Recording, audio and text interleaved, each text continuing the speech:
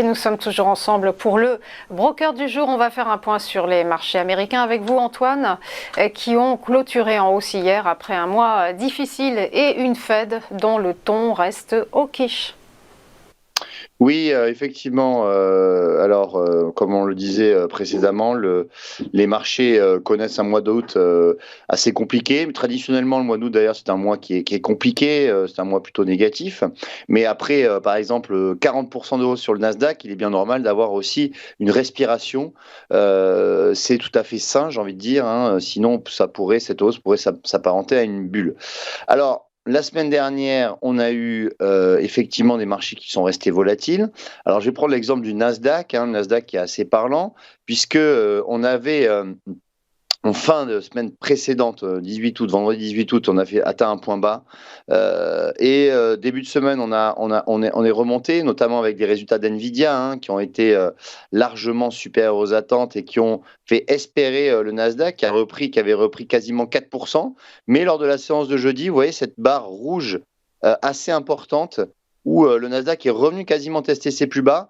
En fait, c'était une protection contre un potentiel mauvais discours, entre guillemets, de Jérôme Powell lors du symposium de Jackson Hole. Donc, on a eu un phénomène de couverture, les investisseurs étant un petit peu frileux avant le discours de Jérôme Powell. Finalement, ce discours a été, comme on l'attendait, assez ferme, assez restrictif.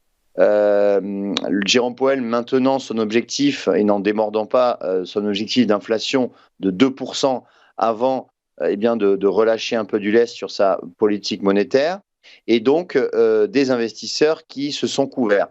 Ceci étant, on a un rebond depuis donc vendredi et hier, notamment dans le siège de la Chine, puisque la Chine fait des efforts pour justement faire revenir les investisseurs à l'achat sur ces marchés. Donc, du coup, on a finalement un rebond des principales places financières.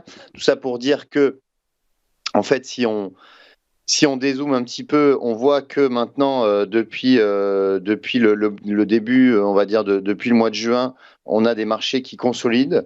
On a des marchés qui n'ont plus vraiment de tendance. On avait atteint un point haut, donc le 19 juillet, quasiment à 16 000 points sur le Nasdaq, et on a subi une correction de 7 à 8% dessus. Maintenant, on tente un rebond, mais effectivement, le mois d'août va se terminer très vraisemblablement baissier pour l'ensemble des indices. Il ne reste plus que 3 séances avant la fin du mois d'août, et on va essayer d'attaquer le mois de septembre un peu mieux avec justement peut-être un peu plus de visibilité en cette rentrée.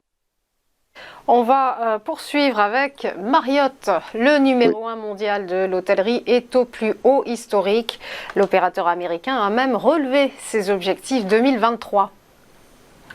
Oui, effectivement, Marriott, je voulais en parler, puisque bon, c'est vrai que c'est une société dont on parle finalement pas souvent, mais c'est quand même le numéro 1 mondial de l'hôtellerie. Donc ce n'est pas rien. Et Marriott, justement, symbolise comment dirais-je, la bonne tenue finalement de ce secteur d'activité qui correspond, qui comprend, pardon, pas que l'hôtellerie, mais aussi la restauration, les parcs de loisirs, finalement le tourisme.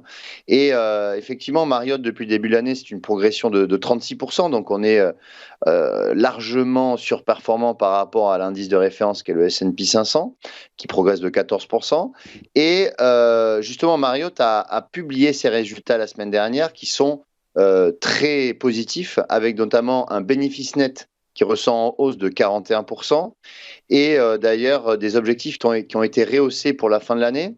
Ce qui est un baromètre assez important dans le secteur de l'hôtellerie, c'est le RevPAR, c'est le revenu par chambre. Eh bien, ce revenu par chambre a progressé de 51%. Donc, c'est considérable au deuxième trimestre par rapport au deuxième trimestre 2022, avec un taux d'occupation de ces hôtels de 72%. Donc un taux d'occupation de 72%, c'est considérable. Donc Marriott profite également du retour des touristes internationaux qui se remettent à voyager, notamment en Chine aussi, et les Chinois qui se remettent à voyager. Et on le voit aussi notamment avec un indicateur clé, c'est Las Vegas. Las Vegas qui est aux États-Unis la zone géographique la plus visitée par les touristes, et elle est revenue au niveau avant Covid. Donc ça aussi, c'est un indicateur clé pour montrer que justement le tourisme est en train de revenir à la normale et même dépasser les niveaux avant Covid, puisqu'on a finalement cette population ces touristes en fait, qui ont envie de revoyager et qui ne s'en privent pas, malgré le fait que justement les opérateurs hôteliers ont augmenté leurs tarifs, et de manière spectaculaire. Ça ne freine pas justement les touristes qui revoyagent et qui reprennent le tourisme comme auparavant. Alors maintenant, si on regarde l'évolution du titre, on voit, comme je disais, on a un titre qui est en forte tendance haussière depuis le début de l'année.